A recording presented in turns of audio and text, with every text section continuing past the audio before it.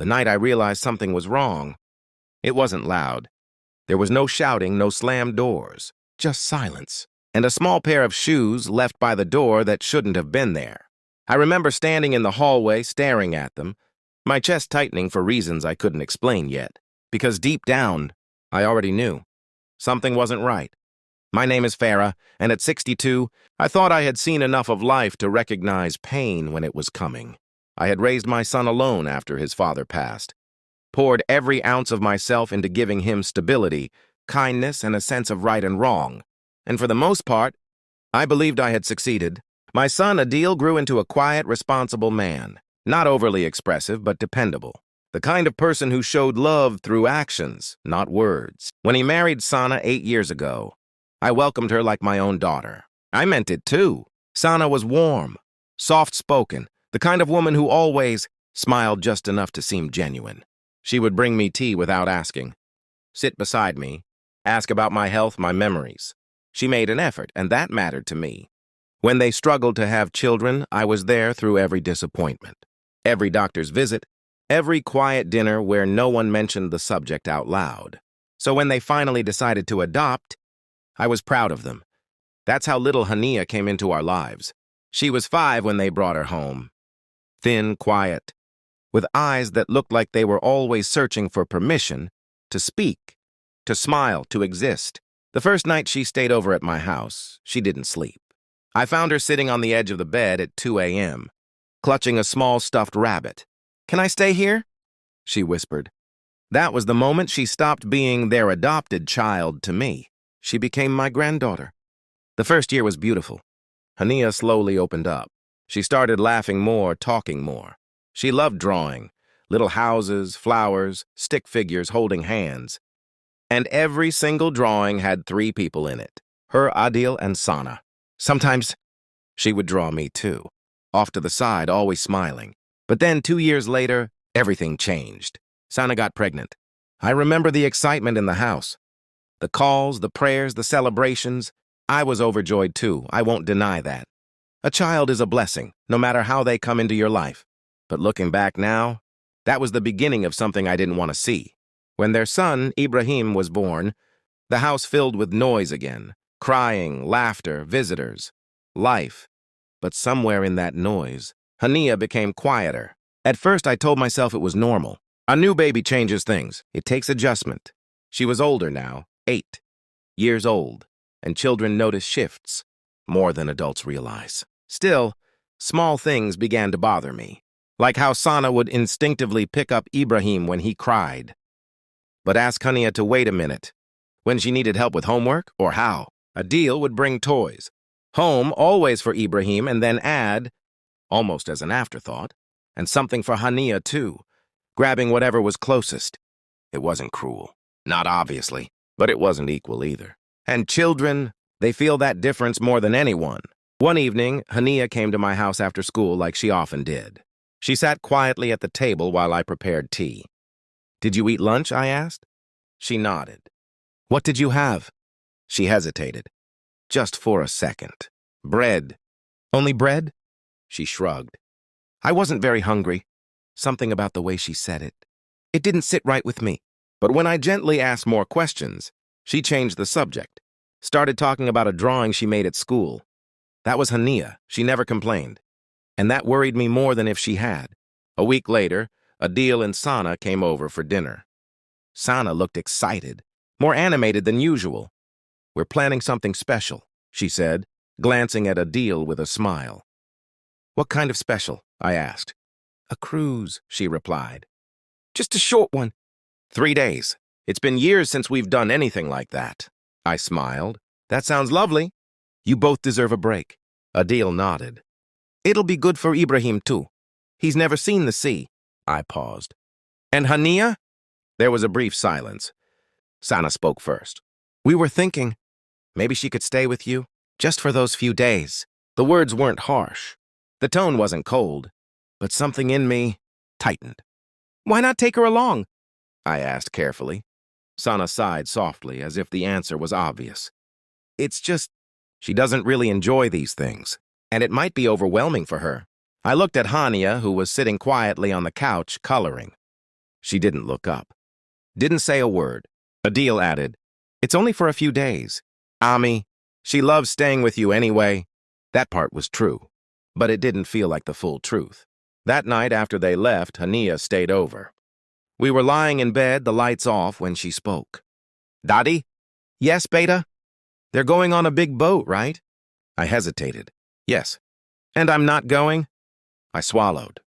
"They thought you might be more comfortable here with me." There was a long pause. Then she asked very quietly, "Did I do something wrong?" That question, it broke something inside me.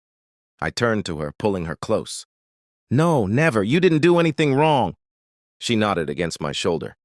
But she didn't ask anything else. And that silence felt heavier than any tears. Over the next few days, I tried to convince myself it was nothing.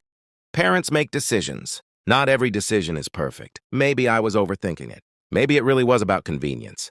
But then, the little details started piling up. Ibrahim got new clothes for the trip. Bright, colorful outfits. Hania wore the same dresses she'd had for months. They bought a small suitcase for Ibrahim. Hania packed her things into an old bag. And every time I noticed these things, I told myself the same lie. It's just temporary. It doesn't mean anything. The day before the trip, I went to their house to help with packing. Sana was busy organizing clothes. Adil was checking documents. Ibrahim was running around excitedly. And Hania, she was sitting in the corner, holding her stuffed rabbit, watching. Not complaining, not asking, just watching. I walked over to her. "Are you excited to stay with me tomorrow?" She smiled faintly. "Yes." But her eyes didn't match her smile. That evening, as I was about to leave, I noticed something near the door. A small pair of shoes, worn out, slightly torn at the edges. Hania's shoes, placed neatly beside the wall, as if she had already accepted where she belonged. Not with them, but apart. I stood there longer than I should have, because in that quiet moment, everything I had been trying to ignore started to feel real. The distance, the differences, the silence. And for the first time, a thought crossed my mind that I wasn't ready to face. What if this wasn't just a simple decision? What if this was the beginning of something much deeper, something I couldn't undo? The next morning, as I arrived to pick Hania up, the house felt different. Too quiet, too still. I stepped inside slowly, calling out, "Adil?" No answer. "Sana?" Nothing. Then I saw it. The living room was empty. Suitcases gone. Doors closed. And near the sofa, Hania, sitting alone, still in her pajamas, clutching her rabbit, waiting. I walked toward her, my heart pounding. "Hania, beta, where are your parents?" She looked up at me, and what she said next made the silence in that house feel unbearable. "They already left." For a moment, I thought I hadn't heard her correctly. "They already left?" I repeated, my voice barely above a whisper. Hania nodded. No tears, no anger, just that same quiet acceptance that no child should ever learn. "They said the car was too full," she added softly, "and that I shouldn't wake you early, Dottie." Something inside me went still. Not broken, not shattered, just still. Because when pain is this quiet, this deliberate, it doesn't explode. It settles. And that's when it becomes dangerous. I knelt in front of her, brushing a loose strand of hair from her face. "How long have you been awake?" She looked down at her hands. "Since Fajr." It was nearly 9 a.m. 4 hours. 4 hours she had been sitting there, alone in that house, waiting for someone who had already decided she didn't belong with them. I closed my eyes for a second, steadying myself. "Did they say anything else?" She hesitated, then shook her head, but I could see it. There was more she wasn't saying. Not because she was hiding it, but because she didn't know how to explain something that didn't make sense even to her. I stood up slowly, my chest tight. "Come on, Beta," I said gently, holding out my hand. "Let's go home." She slipped her small hand into mine without a word. And just like that, she left that house without looking back. The drive home was quiet. Hania sat beside me, clutching her rabbit, staring out the window as the world passed by. I wanted to say something, anything, to make it better. But what do you say to a child who has just been quietly left behind? There are no right words, only presence. So I drove, and I stayed silent. That afternoon, I tried to bring life back into her world. I made her favorite lunch, Paratha with sugar, just the way she liked it. I pulled out her coloring books, even found new pencils I had been saving. For a while, it worked. She smiled, laughed even. But every now and then, she would glance at the door, just for a second, as if expecting it to open, as if hoping they might walk in and say it was all a mistake, that they had come back for her. They didn't. By evening, my patience had turned into something else, not anger, something colder, something clearer. I picked up my phone and called Adil. It rang. Once, twice, then voicemail. I tried again. Same result. Finally, I sent a message. You left without her. The reply came almost 10 minutes later. Ami, please don't make this a big issue. We told you she'd stay with you. I stared at the screen. Read it again. And again. Don't make this a big issue. My fingers tightened around the phone. I typed slowly. You didn't tell her? This time the response came quicker. She understands more than you think. I looked across the room at Hania. She was sitting on the floor drawing again. 3 stick figures, holding hands, and off to the side. A 4th one, smiling, alone. That was the moment something shifted inside me. Because this wasn't misunderstanding. This wasn't poor communication. This was a choice, a quiet, deliberate choice. To make one child feel less important than the other, and I couldn't ignore it anymore. That night, after Hania had fallen asleep beside me, I sat in the dark with my thoughts. Memories started replaying. Every small moment I had brushed aside. Every time Hania had been told to wait. Every time Ibrahim had been placed first. Every excuse I had accepted, because I wanted to believe my son was better than that. But love, blind love, can be dangerous. It makes you excuse what you should confront.